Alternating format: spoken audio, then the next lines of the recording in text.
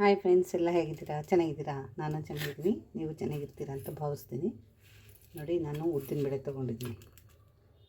ಇದು 55 ಗ್ರಾಮ್ ಇದೆ ಉದ್ದಿನಬೇಳೆ, ಆಯಿತಾ. ಸ್ವಲ್ಪ ಎಳ್ಳು, ಸ್ವಲ್ಪ ಅಂದರೆ ಒಂದೂವರೆ ಸ್ಪೂನ್ ಅಷ್ಟಿದೆ. ಕಡಲೆಬೇಳೆ ಅದು ಒಂದು 50 ಗ್ರಾಮ್ ಇದೆ. ಹುರ್ಗಡ್ಲೆ ಅದು 1.5 ಸ್ಪೂನು. ಅರ್ಧ ಸ್ಪೂನ್ ಜೀರಿಗೆ, ಕರಿಬೇವು, ಒಣಮೆಣಸಿನ್ಕಾಯಿ. ಇವತ್ತು ಯಾಕೆ ಅಂದರೆ ನಾನು ಸ್ವಲ್ಪ ಚಟ್ನಿ ಪುಡಿಲಿ ಅನ್ನ ತಿನ್ನಬೇಕು. ತುಂಬ ದಿವಸದಿಂದ ಆಸೆ ಮಾಡಬೇಕು ಅಂತ ಇದ್ದೆ, ಮಾಡೋಕ್ಕೆ ಟೈಮ್ ಸಿಕ್ಕಿರಲಿಲ್ಲ. ಅದಕ್ಕೋಸ್ಕರ ಈಗ ಮಾಡ್ಕೊತಾಯಿದ್ದೀನಿ. ಬಿಸಿ ಅನ್ನ ರೆಡಿ ಇದೆ. ಈಗ ಇದನ್ನೆಲ್ಲ ಹುರ್ಕೊಳ್ಳೋಣ ಬನ್ನಿ. ಬಾಣಲೆ ಇಟ್ಟಿದ್ದೀನಿ, ಒಲೆ ಹಚ್ಚು. ಬಾಣಲೆ ಕಾಯಿಲಿ. ಈಗ ಉದ್ದಾಕೋದು.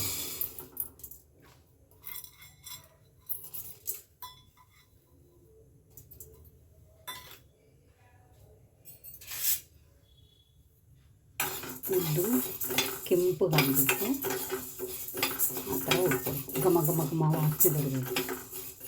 ಆಗ ಚಟ್ನಿ ಪುಡಿ ಟೇಸ್ಟ್ ಚೆನ್ನಾಗಿರುತ್ತೆ. ನಾನು ಒಂದು ಕಡೆ ಅಂದರೆ ಒಂದು ಸಲ ತಮಿಳ್ನಾಡಿಗೆ ಹೋಗಿದ್ದೆ. ತಮಿಳ್ನಾಡಿಗೆ ಹೋಗ್ತಾ ಇರ್ತೀನಿ ಅವಾಗ. ಅಲ್ಲಿ ನಮ್ಮ ಅಕ್ಕ ಇದ್ದಾರೆ, ಅವಾಗವಾಗ ಹೋಗ್ತಾ ಇರ್ತೀನಿ. ಅಲ್ಲಿ ಒಂದು ಚಟ್ನಿ ಪುಡಿ ಹೋಟೆಲಲ್ಲಿ ತಿಂದಿದ್ದೆ. ಅದನ್ನು ಕೆಂಪು ಹುರ್ಕೊಳ್ಳೋಣ, ಚೆನ್ನಾಗಿರುತ್ತೆ. ಬಿಸಿ ರೈಸ್ಗೆ ತುಂಬಾ ಚೆನ್ನಾಗಿರುತ್ತೆ. ಇದು ಭಾಳ ರುಚಿ ಇರ್ತದೆ, ಭಾಳ ಚೆನ್ನಾಗಿರುತ್ತೆ. ಮನೇಲಿ ಮಾಡಿಕೊಂಡ್ರೆ ತುಂಬಾ ಚೆಂದ. ಹೊರಗಡೆ ಪ್ಯಾಕೆಟ್ ತರೋದಕ್ಕಿಂತ ಅದು ಚೆನ್ನಾಗಿ ಮಾಡಿರ್ತಾರೆ, ಆದರೂ ನಾವು ಮಾಡ್ಕೊಂಡು ತಿನ್ನೋದ್ರಲ್ಲಿ ಇನ್ನೂ ಚೆಂದ. ಘಮ ಘಮ ಸ್ಮೆಲ್ ಬರ್ತಾಯಿದೆ. ಇದು ತುಂಬಾ ಚೆಂದ. ಮನೇಲಿ ಮಾಡೋದ್ರಿಂದ ಭಾಳ ಟೇಸ್ಟಿಯಾಗಿರುತ್ತೆ. ನೋಡಿ, ಈ ಬಣ್ಣ ಬರಬೇಕು.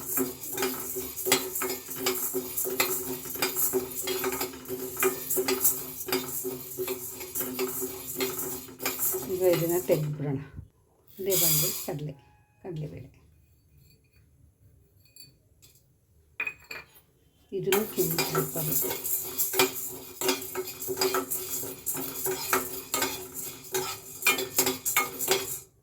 ಇದನ್ನೆಲ್ಲ ಮಾಡೋಕ್ಕೆ ಕಮ್ಮಿ ಸಮಯನೇ ತಗೊಳುತ್ತೆ. ಮನೆಯಲ್ಲೆಲ್ಲ ತರದು ಇದ್ದರೆ ನೀವೇನು ವರಿ ಮಾಡ್ಕೊಬೋದು ಆರಾಮಾಗಿ. ಮನೆಯಲ್ಲಿ ತಿನ್ನಬೇಕು ಅಂದಾಗ ಮಾಡ್ಕೊಳ್ಳಿ. ಅದು ಚಟ್ನಿ ಪುಡಿ ಕೆಡಲ್ಲ. ಅದು ಚೆನ್ನಾಗಿ ಆರಿಸ್ಬೇಕು. ಚೆನ್ನಾಗಿ ಆರಿಸಿ ಮಾಡೋದ್ರಿಂದ ಏನಾಗಲ್ಲ. ಗಾಜಿನ ಬಾಟಲ್ಗೆ ಹಾಕಿ ಇಟ್ಕೊಂಡ್ರೆ ಕೆಡಲ್ಲ, ತುಂಬ ಚೆನ್ನಾಗಿರುತ್ತೆ. ಈ ಥರ ಆಗಿದೆ. ಇದನ್ನು ಸಪ್ರೇಟಾಗಿ ತಗೊಬಿಡೋಣ. ಮೆಣಸು ಹಾಕ್ಕೊಂಡಿದ್ದೀನಿ. ಮೆಣಸು 2 ನಿಮಿಷ ಉಳಿದ್ರೆ ಸಾಕು.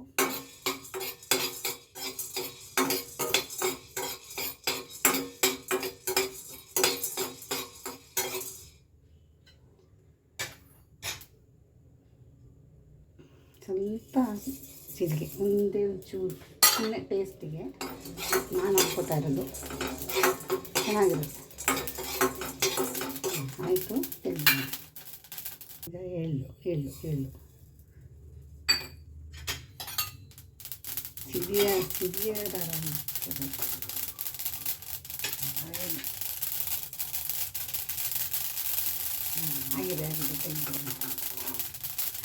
ತೆಗೆದಕ್ಕೆ ಕಡಲೆ. ಅದು ಎಳ್ಳು ಏನಪ್ಪ ಅಂದರೆ ಬೇಗ ಆಗೋದು. ಕಾವಿರುತ್ತಲ್ವಾ ಬಾಣಲೆ, ಅದಕ್ಕೆ ಅದು ಸ್ವಲ್ಪ ಬೆಚ್ಚಾದರೆ ಸಾಕು.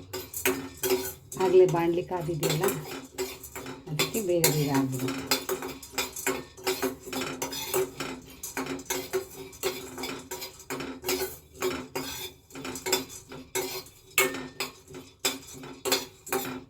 ಇದು ಆಯಿತು.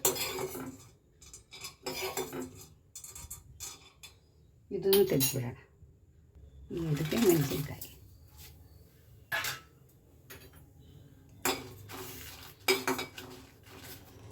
ಒಂದು 10 ಮೆಣಸಿನ್ಕಾಯಿ ಇದೆ. ಸ್ವಲ್ಪ ಖಾರ ಬೇಕು ಅಂತ ಹಾಕ್ಕೊಂಡಿರೋದು. ಖಾರ ಬೇಡ ಅಂದರೆ ಸ್ಕಿಪ್ ಮಾಡ್ಕೊಳ್ಳಿ, 1 2 3. ಬೇಕು, ಅದಕ್ಕೋಸ್ಕರ ಹಾಕ್ಕೊಂಡಿದ್ದೀನಿ. ನಾನು ಸ್ವಲ್ಪ ಖಾರ ತಿನ್ನೋದು ಜಾಸ್ತಿ, ಮೆಣಸಿನ್ಕಾಯಿ ವಿಚಾರದಲ್ಲಿ ಮಾತ್ರ ತಿಂತೀನಿ.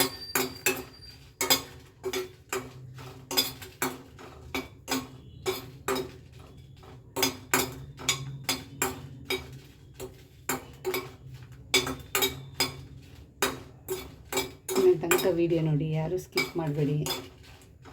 ಈ ವಿಡಿಯೋ ಇಷ್ಟ ಆದರೆ ನಿಮಗೆ ಲೈಕ್ ಮಾಡಿ, ಶೇರ್ ಮಾಡಿಬಿಡಿ. ಯಾರು ಇನ್ನೂ ಸಬ್ಸ್ಕ್ರೈಬರ್ ಆಗಿರೋ ಬೇಗ ಬೇಗ ಸಬ್ಸ್ಕ್ರೈಬರ್ ಮಾಡಿಕೊಡಿ.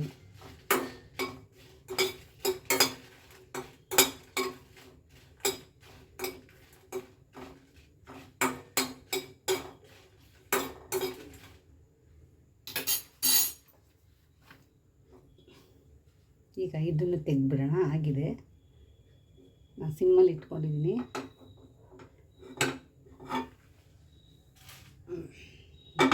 ಕರಿಬೇವು,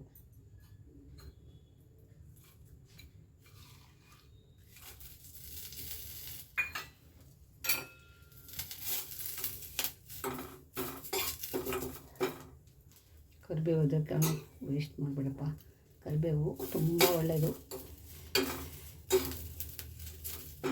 ಫುಲ್ ಕರಿಬೇವಿಂದೇ ಒಂದು ಸಲ ಮಾಡ್ತೀನಿ.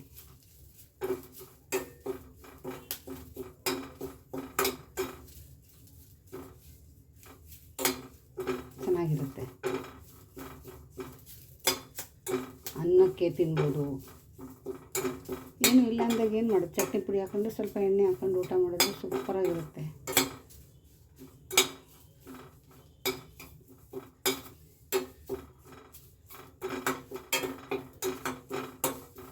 ನಾನು ಸಿಮ್ಮಲ್ಲಿ ಇಟ್ಟಿದ್ದೀನಲ್ಲ, ಅದಕ್ಕೆ ನಾನು ಇದಕ್ಕೆ ಸ್ವಲ್ಪ ಲೈಟಾಗಿ ಒಂಚೂರು ಎಣ್ಣೆ ಕೈಯಲ್ಲಿ ಬೇವ್ರು ಮಾಡಿದ್ದೆ. ಆಗಿದೆ, ಆಫ್ ಮಾಡಿಬಿಡೋಣ. ಇದೆಲ್ಲ ಆರಕ್ಬಿಡೋಣ, ಸ್ವಲ್ಪ ಆರಲಿ.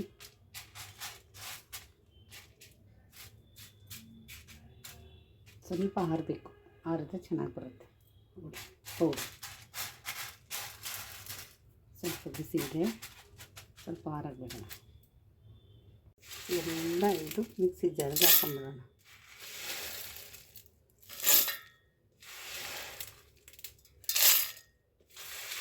ತುಂಬ ತಣ್ಣಗಾಗಿದೆ.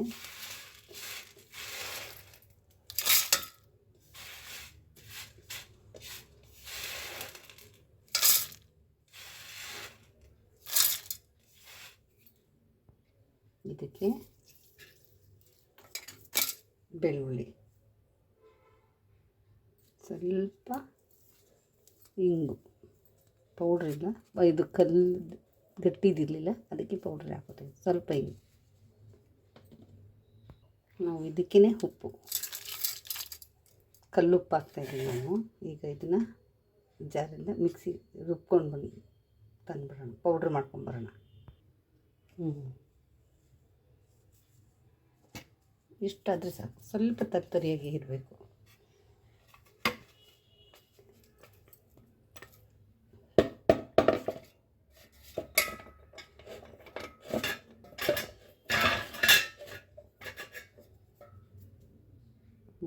ಎಷ್ಟು ಚೆನ್ನಾಗಿ ಬಂದಿದೆ ನೋಡಿ.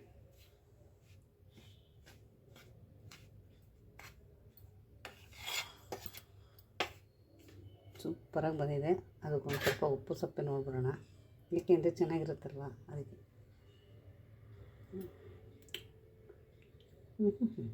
ಖಾರವಾಗಿದೆ, ಭರ್ಜರಿಯಾಗಿದೆ.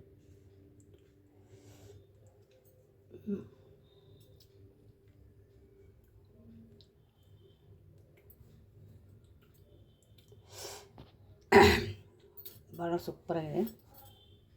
ಕೊನೆ ತನಕ ವೀಡಿಯೋ ನೋಡಿ. ಈ ವಿಡಿಯೋ ಇಷ್ಟ ಆದರೆ ಲೈಕ್ ಮಾಡಿ, ಶೇರ್ ಮಾಡಿ.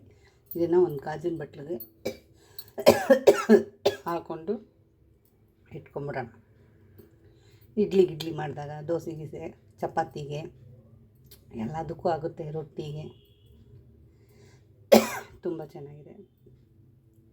ಕೊನೆ ತನಕ ವೀಡಿಯೋ ನೋಡಿ. ಈ ವಿಡಿಯೋ ಇಷ್ಟ ಆದರೆ ಲೈಕ್ ಮಾಡಿ, ಶೇರ್ ಮಾಡಿ, ಕಮೆಂಟ್ ಮಾಡಿ. ಧನ್ಯವಾದ, ಥ್ಯಾಂಕ್ ಯು. ಈಗ ಈ ಚಟ್ನಿ ಪುಡಿನ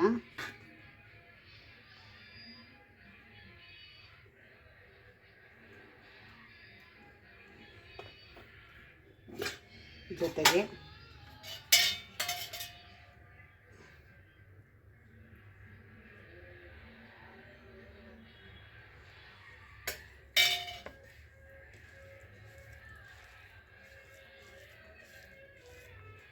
ಭಾಳ ಚೆನ್ನಾಗಿರುತ್ತೆ. ಫಸ್ಟು ತಮಿಳ್ನಾಡು ಹೋಟ್ಲುಗಳಲ್ಲಿ, ದೊಡ್ಡ ದೊಡ್ಡ ಹೋಟ್ಲುಗಳಲ್ಲಿ ಚಟ್ನಿ ಪುಡಿನ ಕೊಡ್ತಾರೆ. ಅದನ್ನು ಮಿಸ್ಕೊಂಡು ಈ ಥರ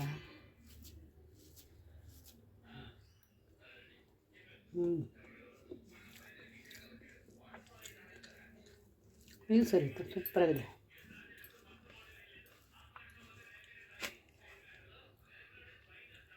ತುಂಬ ಚೆನ್ನಾಗಿದೆ. ನೀವು ಮನೇಲಿ ಮಾಡ್ಕೊಳ್ಳಿ.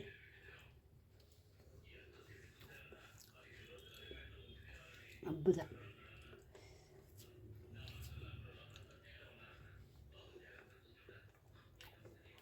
ತುಂಬ ಚೆನ್ನಾಗಿ ಬಂದಿದೆ. ಇನ್ನೊಂದು ಬಾಯಿ ಸಿಗುತ್ತಲ್ಲ ಕರ್ಕೊಂಬಿಡ್ಕೊಂಡು, ಅದು ಟೇಸ್ಟ್ ಜಾಸ್ತಿ.